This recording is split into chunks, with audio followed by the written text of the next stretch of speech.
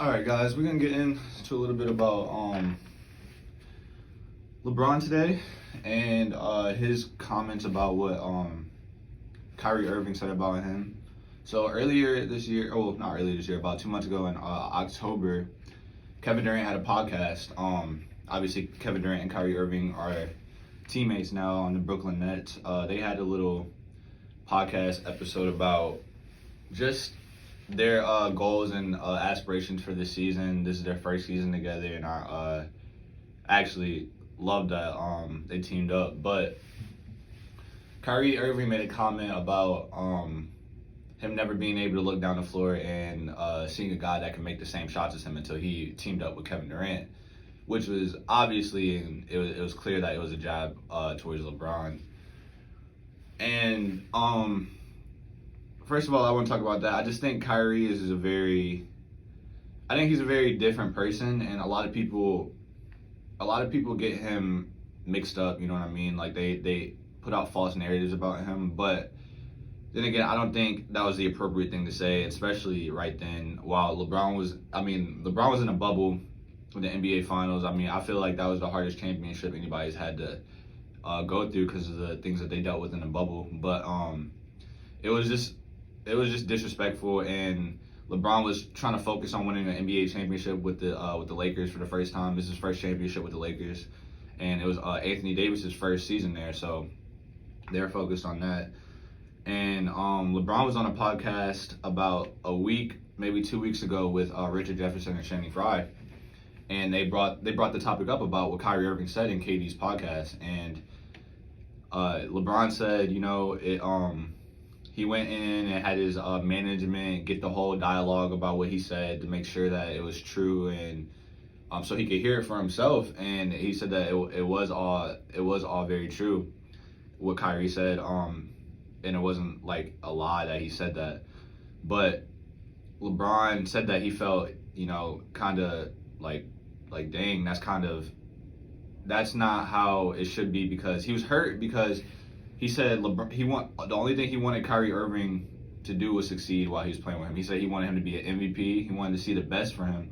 I mean, and I feel like it's disrespectful that Kyrie said that, because, I mean, before the 3 seasons that Kyrie was in Cleveland, before LeBron came back to Cleveland, I mean, they were almost the worst team in the league. Then LeBron comes the fourth season of Kyrie's career, and they make it to the NBA Finals immediately. They didn't win, but they made it. Then they won in 2016 though. So I feel like it's just disrespectful because of what LeBron did for him in his career. Like, Kyrie would have 0 rings if it was for LeBron. And I just feel like it's just really immature. And I feel like Kyrie Irving has a lot of growing up to do. I mean, people don't take into consideration the things that LeBron has done in this league. Like, I mean, he's brought teams that should never have been to the finals. I mean, you talk about the year that Kyrie left and went to Boston, LeBron still made it to the NBA Finals. I mean, he didn't win, but he still made it, and he made it with a bunch of dudes that shouldn't even have been there. The only reason that they were there is because of LeBron James, you know what I mean? So, and I feel like the people don't give LeBron enough credit, honestly, because try to bring up, his finals record, 4-6. I know he's lost 6. Michael Jordan's never lost before, but you gotta take into consideration of the dynasties that LeBron has played in the NBA Finals. I mean, Michael Jordan, he played Karl Malone, John Stockton, he played Gary Payton and Sean Kemp, but those aren't all-time dynasties. You know what I mean? Like, we've seen LeBron lose against the Spurs with Greg Popovich as the coach, which I consider Greg Popovich, in my opinion, the greatest coach to ever live. I could put him over Phil Jackson and all these guys. That was a dynasty. I mean, they won 5 rings. They won 5 championships. That's a dynasty. Tim Duncan, a Hall of Famer. Manu Ginobili, a Hall of Famer. Tony Parker, future Hall of Famer. He had David Robinson. I mean, obviously, LeBron didn't have to play against David Robinson, but he played against young Kawhi, Danny Green. He had Danny Green made the finals record for threes that year that they lost to them, and all that. I mean, it's just people don't take that in consideration, and we can't forget about the Warriors. I mean, that's the greatest team to ever live to ever touch the court. I mean, they went 72-9. They beat the Bulls record. I talked about that a little bit yesterday as well, and it's just people try to ignore that fact. Like the facts are right there. LeBron has played the greatest teams all the time. The only one I say that he should have definitely won and is not excusable is the Dallas series when Dirk just went crazy on them.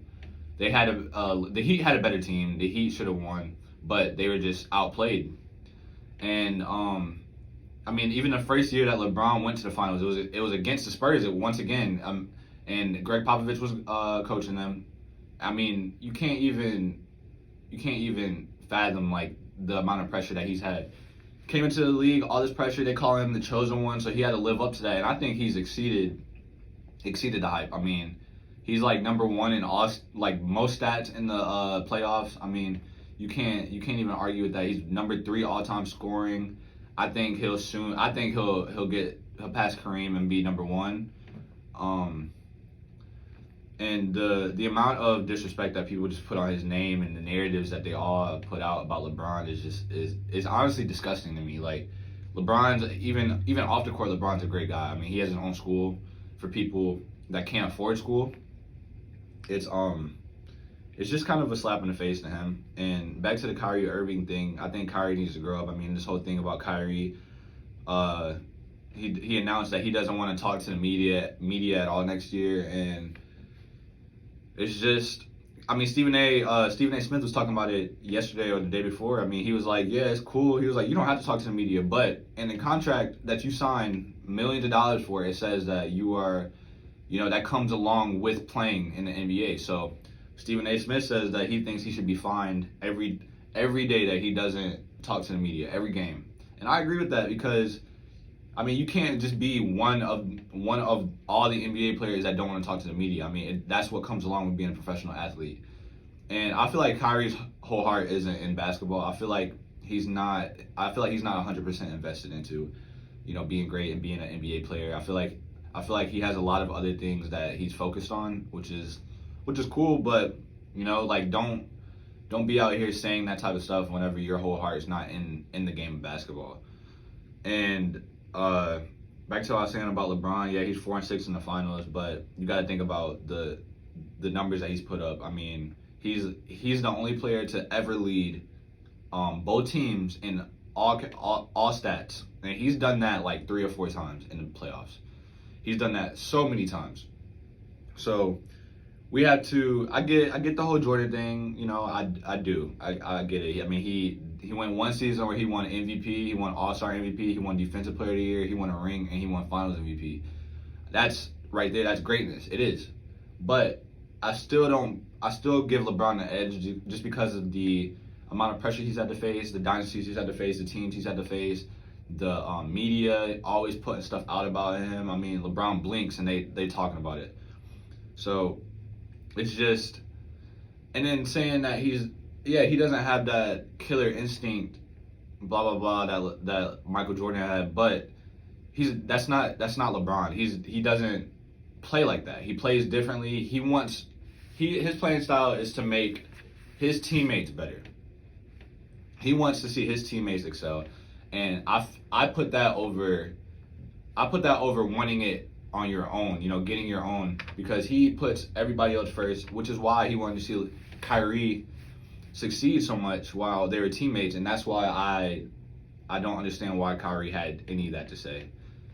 But yeah, so that's all I have to say about that topic. I mean, it's crazy, but yeah, I'll be back with another episode very soon, guys. Stay tuned. Thank y'all for tuning in.